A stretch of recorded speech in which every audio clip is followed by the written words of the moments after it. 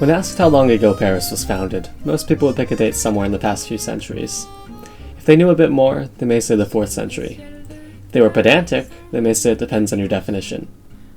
Modern Paris is recognizable for its many famous structures, like the Arc de Triomphe or the Eiffel Tower, but many such structures weren't built until the 19th century. If you define Paris as the capital of France, then we can jump all the way back to 508 CE, when King Clovis I made Paris the capital of the Kingdom of the Franks. We can go even further back to when Paris got its name in the 4th century, or even further back to when the namesake peoples, the Celtic Parisi tribe, first built habitations on Ile de la Cité in 259 BCE. Paris has a deceptively long and interesting history, at least if you work with that last definition. Paris has seen many important historical events, many different rulers and occupiers, and many wars and revolutions. So let's take a look at a brief history of Paris. For the sake of the video, we will consider Paris' start to be 259 BCE, when the Parisi people settled on Ile de la Cité, a small island in the middle of the Seine River. At the time, the region was yet to be known as France, a name which didn't come about until the 10th century. It was instead known as Gaul. The Parisi people remained in control of the settlement, which the Romans had named Lutetia, until 52 BCE, at which point the Romans came and seized the settlement. Its name was then changed to Civitas Parisorium, meaning the city of the Parisi. Over time, its name was shortened to Prisius, and finally to Paris during the 4th century. In 508, after the fall of Rome, King Clovis I united northern Gaul, brought Catholicism to the Franks, and made Paris the capital of his kingdom. This gave way to the Merovingian dynasty, which lasted from 476 to 750 CE. During this time, Bavaria, Burgundy, and Thuringia became part of the Frankish kingdom. The dynasty ended when Pepin the Short killed the last Merovingian king, Childeric III. At this point, the Carolingian dynasty began, and not much was seen of Paris. In 800, Charlemagne, the Carolingian king at the time, was named Emperor of the Franks by Pope Leo III. The papacy did so with the intention of Charlemagne renewing the Roman Empire in the form of the Holy Roman Empire. Skip ahead to 987 to the beginning of the Capetian dynasty, where Paris sees significant change. During the Capetian dynasty, many kings resided in Paris in the Palais de la Cité at the heart of the city. It was during the Capetian dynasty in the mid-12th century that Philip Augustus II, 7th king of the Capetian dynasty, had the royal archives, treasury, and court moved to Paris. Very significantly, Notre Dame was constructed from 1163 to 1260, followed shortly after by the College of Sorbonne, one of the first universities in Europe. After this period, the Renaissance began in Italy and spread throughout Europe. In 1348, the bubonic plague killed a third of Parisians, around the same time as the Hundred Years' War, which began in 1337 and lasted well into the 15th century. During the Hundred Years' War, France lost the Battle of Agincourt to the English, and in 1429 Paris was occupied by the English.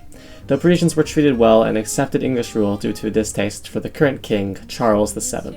In 1431, Henry VI of England temporarily became the King of France, until Charles VII's victory at the Battle of Castile in 1453, which ended the Hundred Years' War.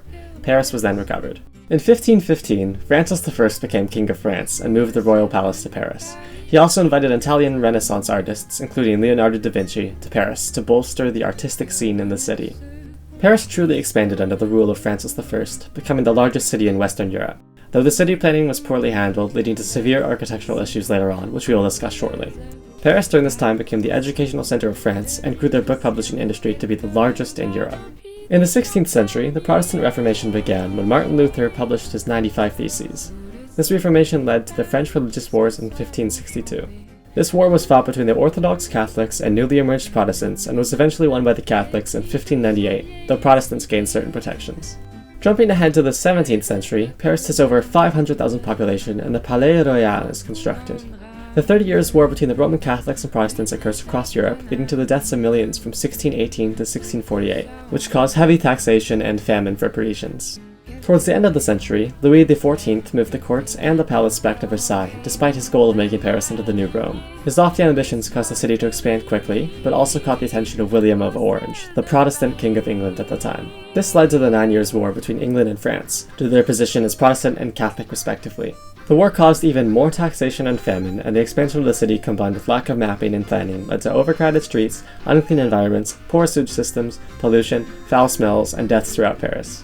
Moving on to the 18th century, the bourgeoisie is growing in Paris, and Enlightenment ideas are being spread by philosophers such as Descartes, Voltaire, and Spinoza. At the same time, many wars occurred in the 18th century, and the taxes from such wars placed heavy burdens on Parisians once again. The bourgeoisie wanted power, the philosophers spread their ideas, the working class wanted feudalism completely gone, and France was on the verge of bankruptcy due to poorly planned investment in the American Revolution by the king. This, along with a myriad of other themes and the poor leadership of Louis XVI, caused the French Revolution to erupt. Eventually, he attempted to flee Paris, but was forced back in 1791. He was then executed by guillotine in 1793 in Place de la Révolution in the center of Paris, followed almost a year later by his wife, Marie Antoinette. The head of the revolution, no pun intended, was then decapitated in the same square, which was later renamed to Place de la Concorde. During this time, the metric system was invented by the revolutionaries. Then, in 1800, Napoleon came to power and constructed many monuments to raise French morale. The Arc de Triomphe, for example, which honored those who died in the revolution.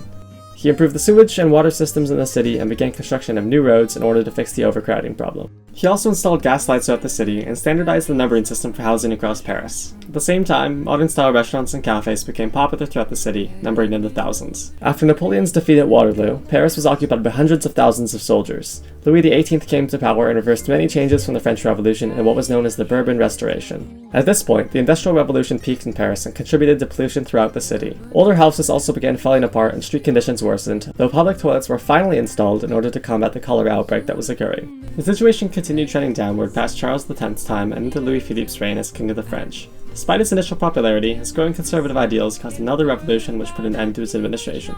The French Second Republic then formed, but was quickly overthrown in 1851 by Napoleon III, who declared himself emperor. He immediately hired a man named George Eugene Haussmann to fix the city. Haussmann quickly improved the railway network and rebuilt Paris overall under stricter architectural regulations, which drastically improved the labyrinthian state of the streets as well as their associated problems like disease-ridden environments, overcrowding, street pollution, flooding, etc. Parks and other public spaces were then constructed, and Paris expanded into the communes surrounding the city, which grew the population by several hundreds of thousands. This all came to an end in 1870 when the Franco-Prussian War began and Paris was sieged and captured by Prussia. After 1871, the Third French Republic was formed, which lasted until 1940 when France fell to the Axis powers during World War II. In 1889, the Eiffel Tower was built as a monument to honor the 100-year anniversary of the French Revolution. Quickly jumping back to World War I, Paris suffered food shortages, and the conscription of men to the army allowed many women to enter the workforce. At the end of the war, the Treaty of Versailles was signed in the Palace of Versailles just outside of Paris. Back to World War II, the Vichy government replaced the Third French Republic, and the capital was moved to Vichy in southern France. Living conditions, as one might expect, worsened under the Vichy government until Germany lost the war. The liberation of France then occurred in 1944, and 2 years later, the French Fourth Republic was formed. This lasted a short period until 1958 when the Republic dissolved due to general economic and agricultural strain. The Fifth Republic was then formed under rule of Charles de Gaulle. At this point, the Parisian industry had completely failed and the economy was in shambles with major food shortages throughout the country. Population declined until the 1980s where it finally settled at just over 2 million Parisians. During this time, de Gaulle managed to modernize the city, constructing skyscrapers, highways, and apartments, as well as the business district known as La Défense, which opened many new office spaces. At this point, Paris managed to resume its growth and finally became the city we know today. As you can see, Paris has been around a very long time, no matter how you define it. Despite its turbulent history, it has managed to survive over 2 millennia, growing from a small fishing town in northern Gaul into a capital city that has housed hundreds of influential figures throughout history. It has seen residents of both foolish kings and great rulers, survived many wars and sieges, been occupied by many people, ranging from Romans to Nazis, and has birthed many revolutions. The restaurant, the electric streetlight, Braille, the first basic automobile, the metric system, and much more were invented in Paris throughout the centuries. The City of Lights has become one of the highest earning and most well-known cities in the world. Whether you define Paris by its name, location, or landmarks, you must admit that it's one of the most interesting and important places in Europe. Thank you for watching.